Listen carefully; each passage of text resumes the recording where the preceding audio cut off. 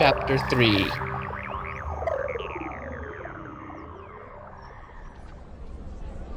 Jason saw that other Jedi students, who now rushed to the winding internal staircases or crowded into the turbolifts, had the same idea. Tenel Ka, though, leapt to her feet and grabbed Jason's arm, yanking him off the stone bench. "We can do it faster my way. Jaina, follow." Tenel Ka raced back to the stone wall below the skylights, weaving between two short lizard-like students who seemed baffled by the commotion and cheeped to each other in high-pitched voices. Already, Tenel Ka had unreeled the lightweight fiber cord from her belt and removed the sturdy grappling hook. "We'll go up the wall, out the skylights, and down the outside," she said, twirling the grappling hook in her hand. The muscles in her arm rippled. At precisely the right moment, she released the hook. Jason and Jaina helped it with the force, guiding the hook so that it seated properly in the moss-covered sill, its sharp durasteel points dug into a crack in the stone blocks and held there. Tenel Ka grasped the fiber cord in both hands, tugged backward, and began to climb up the rope. She dug the toes of her scaled boots against the wall, hauling herself up, somehow finding footing on the polished stone blocks. Jason grabbed the rope next, holding it steady as Tenel Ka ascended like a lizard up a sun-baked cliff face. As he climbed, his arms ached. He used the force when he needed to, raising his body up, catching himself when his feet slipped. He would have preferred to show off his physical prowess, especially with Tenel Ka watching. At last, he pulled his wiry body to the top of the great temple, squirming out the windowsill to stand on the broad, rough-hewn platform left by the ancient builders. Jason reached behind him to grab his sister's arm and pulled her up. The humid air of the jungle clung to the top of the pyramid, making it hot and sticky, unlike the cool mustiness of the temple interior. Before they could catch their breath, Tenel Ka had retrieved the fiber cord and was picking her way rapidly along the narrow stone walkway. Pebbles crumbled under her feet, but she didn't seem the least bit concerned about falling. "Around to the side," she said, not even panting. "We can get down faster that way." Tenel Ka ran with light footsteps around the perimeter until she stopped. Looking down at the cleared landing field where all ships arrived and departed, she stood stock still, like a warrior confronted with an awesome opponent. Jason and Jaina came up behind her and stared in amazement and horror at what they saw down in front of the temple. A battered supply ship, the Lightning Rod, had landed in the jungle clearing. Their normal supply carrier and message runner, long-haired old Peckham, stood transfixed beside the open jaws of his cargo bay.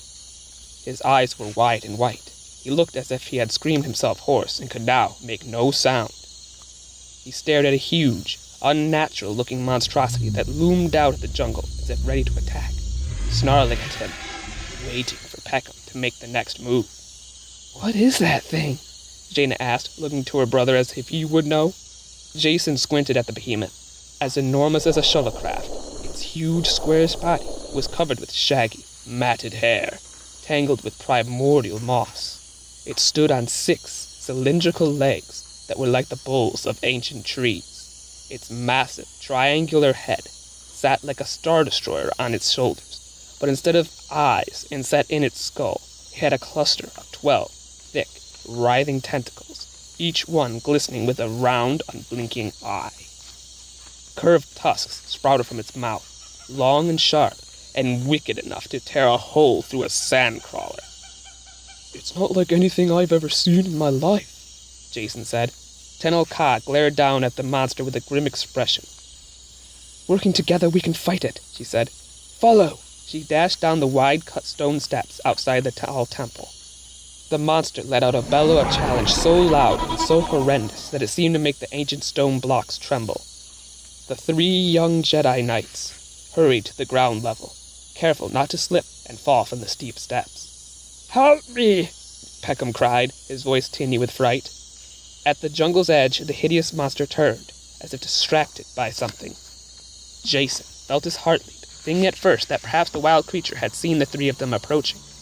But he saw that his attention was fixed instead on another figure, walking alone, emerging from the lower levels of the temple pyramid, confidently gliding over the clipped grasses and weeds. Luke Skywalker wore only his Jedi robe. Jason expected to see him holding his lightsaber. Both of Luke's hands were empty. Luke stared at the creature, and the creature stared back, with a dozen eyes waving at the ends of tentacles covering its face. The Jedi Master continued to walk forward, directly toward the monster, as if he were in some sort of trance. He took one step, then another.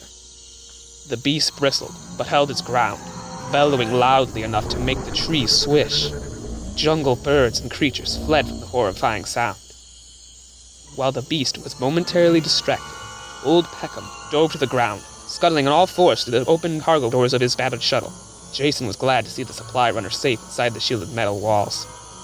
The monster roared upon losing its prey, but Luke spoke in an oddly calm and clear voice that was not at all muffled by the distance. "No, here, look at me," he said. Tenel Ka reached the ground by leaping down the last 4 steps and landing in a crouch.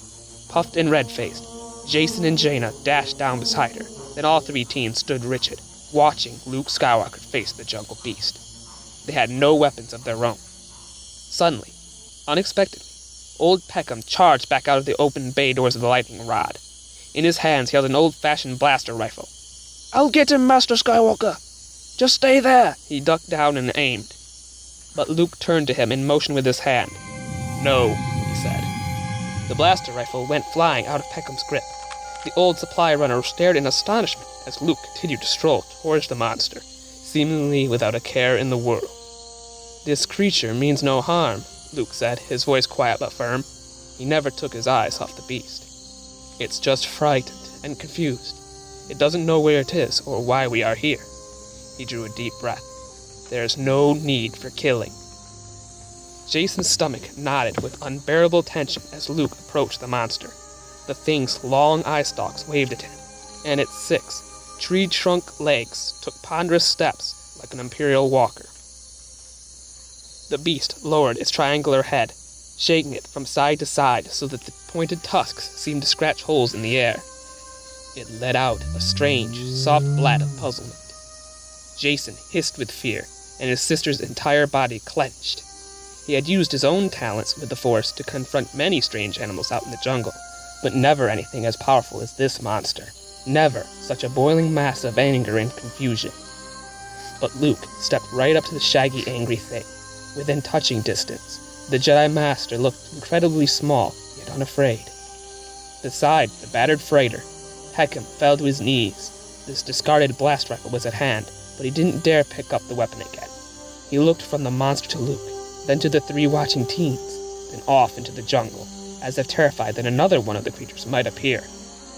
Luke stood in front of the nightmarish beast and took a deep breath. He didn't move. The monster held its ground and snorted. Its eye stalks waved, unblinking, pointing slitted pupils down at him. Luke raised his hand, palm out. The monster snuffled and waited, motionless, its wicked tusks less than a meter away from Luke Skywalker. The jungle fell silent. The breeze died away. Jason held his breath. Jaina gripped his hand. Tenel Ka narrowed her cool, gray eyes. The silence seemed so overwhelming that when Luke at last broke the frozen moment, his whisper sounded as loud as a shout. "Go," Luke told the creature. "There is nothing you need here." The monster reared up on its hind set of piston legs, its eye tentacles thrashing in a frenzy. Then it let out another high-pitched trumpet before it spun around and crashed off into the thick undergrowth. Branches cracked, trees bent to one side as it plowed a wide path back to the mysterious jungle depths from which it had come. Like a snapped string, Luke's shoulders slumped with exhaustion. He seemed barely able to keep himself from trembling as Jason, Jaina, and Tenel Ka rushed toward him, calling his name.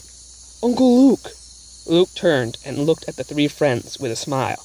Old Peckham stumbled up, clutching the antiquated blaster rifle. His eyes glittered with unshed tears. "I can't believe you did that, Mr. Skywalker," he said. "I thought I was dead for sure. But you faced that monster with no weapons at all." "I had enough weapons," Luke said with calm conviction. "I had the Force."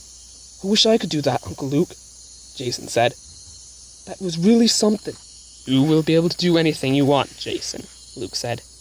"You have the potential, as long as you have the discipline."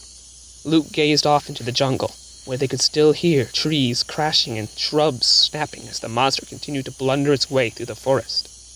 "There are many mysterious things in the jungles," Luke said.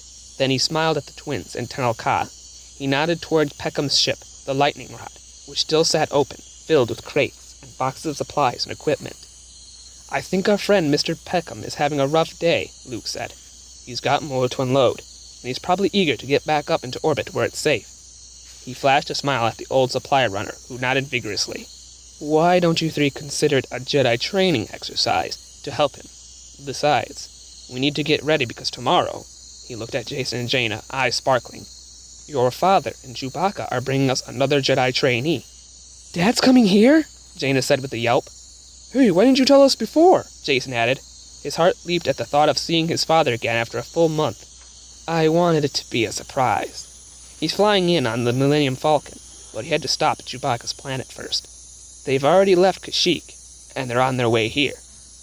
Filled with excitement, the young Jedi Knights eagerly helped unload Peckham's supply ship.